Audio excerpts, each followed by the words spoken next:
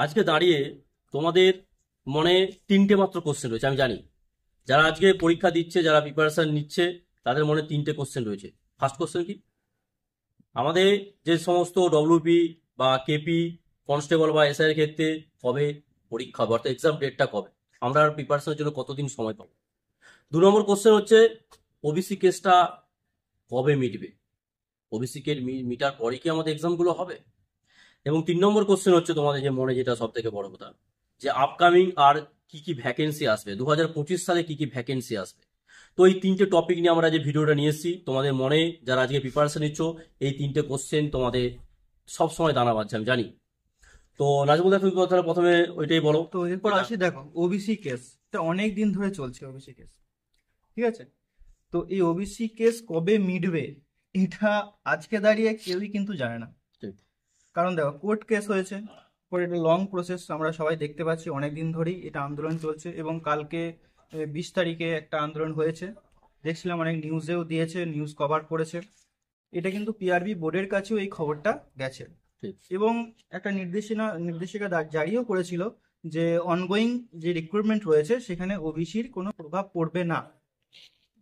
এরপর যদি এটা অজুহাত দেয় যে ওবিসি কেসের জন্য পরীক্ষা নিতে পারছি না, তো কালকের আন্দোলন থেকে যেটা মনে হলো যে আই থিঙ্ক এটা নিয়ে কিন্তু ওরা ভাববে। ঠিক অবশ্যই। আছে, হয়তো দেখো প্রশাসনিক কিছু প্রবলেম থাকতে পারে, এক্সাম সেই জন্য হয়তো নিচ্ছে না। বাট একটা জিনিস মাথায় রাখো, ফর্ম ফিল আপ যখন হয়েছে, তোমরা তো ফর্ম ফিল আপ করেছো টাকা দিয়ে, তো এটা নিশ্চিত ফর্ম ফিল আপ হওয়ার আগে তার কিন্তু একটা ভ্যাকেন্সি বের হয়। এমনি এমনি তো ফর্ম ফিল আপ করে বের করে দিতে পারে না। অবশ্যই। ভ্যাকেন্সি ছিল বলেই কিন্তু ফর্মটা ফিল আপ হয়েছে। এবং যেহেতু ফর্ম ফিল আপ হয়েছে, পরীক্ষা কিন্তু ভাই হবেই, আজ না হোক কাল, ঠিক। হ্যাঁ কি না?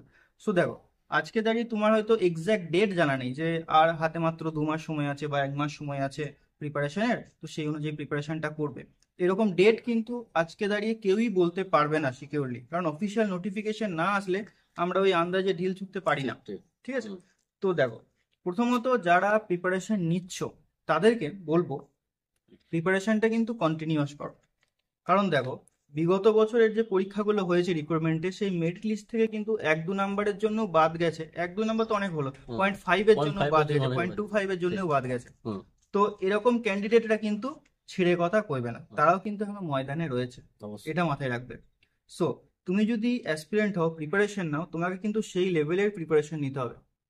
কারণ পরবর্তী ভ্যাকেন্সি কবে আসবে, তার ফর্ম ফিল আপ কবে হবে, তারপরে তার রিক্রুটমেন্ট প্রসেস, মোটামুটি এখনো 3 বছরের গল্প ধরে নাও। হুম। হুম। হুম। ঠিক। এটা কিন্তু রিসেন্ট নিয়োগই হবে, মানে খুব তাড়াতাড়ি এটার পরীক্ষা হবে যতদূর মনে হচ্ছে।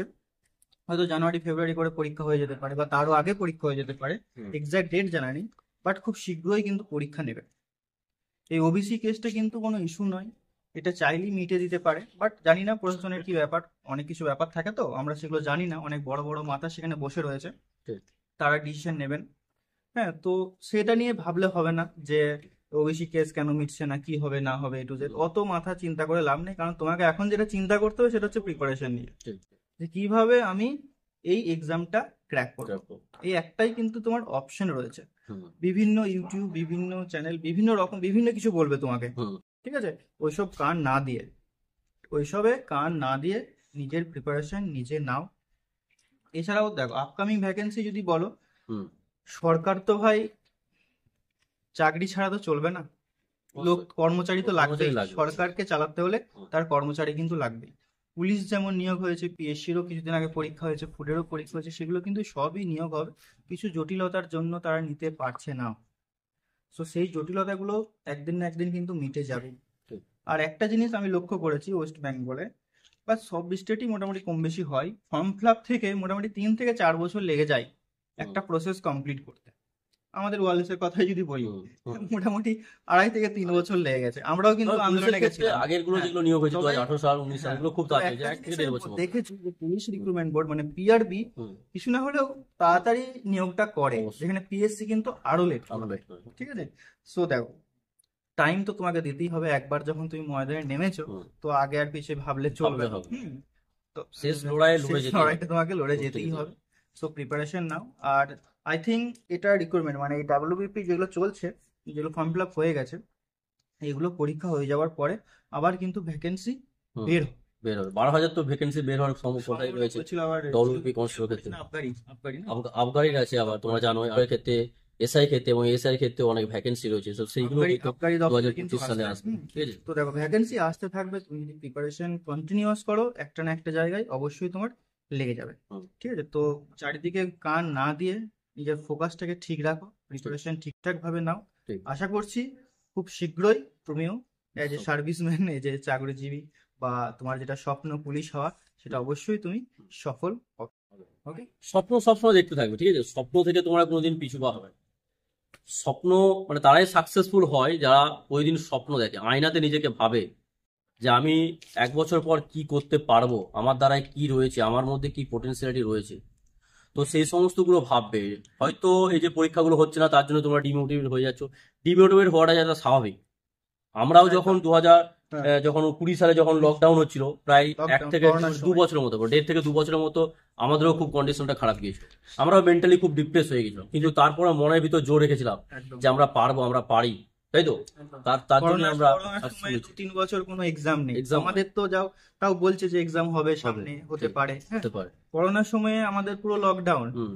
আমি মেস ছেড়ে দিয়েছি, বাড়িতে রয়েছি, হুম। সবাই বাড়ি চলে গেছে, নিজের নিজের কাজ করছে। তো সেই টাইমে মোটিভেট থাকাটা কতটা কষ্টকর ছিল নিশ্চয়ই বুঝতে বুঝতে পারছো। পারছি। মানে তারপর আমরা সেই 2 বছরকে কাটিয়ে আমরা আবার পড়াশোনা সেই মানে কি বলবো সেই জোর কদমে চালিয়ে গেছি। 2 বছরে অনেক ব্যর্থ ছিল, তোমরাও জানো যে অনেক ব্যর্থ ছিল। তোমরা হয়তো তখন কলেজ লাইফে পড়তে বা কম্পিটিটিভ এক্সামে জাস্ট ঢুকেছো, তো তোমাদেরও খুব খারাপ কন্ডিশন গেছে। কিন্তু তারপরে আমরা যেমন জোর কদমে চালিয়ে গেছি প্রিপারেশন, তারপর 1 বছর পর আমরা সাকসেসফুল হয়েছি। তো তোমরাও এই যে এখন পরীক্ষা হচ্ছে না তার জন্য তোমরা ডিপ্রেস হবে না, মনোবলটা সবসময় বাইরে রাখবে। একদম। সাকসেসফুল তারাই হয় যারা ইচ্ছা শক্তিটা যাদের অনেক, তারাই সাকসেসফুল হয়। তো ওকে, ওকে, তাহলে প্রিপারেশন চালিয়ে যাও, ঠিক আছে। যেমন আমরা দেখতে পাই তোমরাও 1 থেকে 1.5 বছরের মধ্যে ইউনিফর্ম পরে আবার এই পিটিএস বা ব্যারাকপুরের জায়গায় এরকম জায়গায় ট্রেনিং করছো, তো সেই স্বপ্ন তোমাদের যেমন পূর্ণ। ওকে। Best of lakh.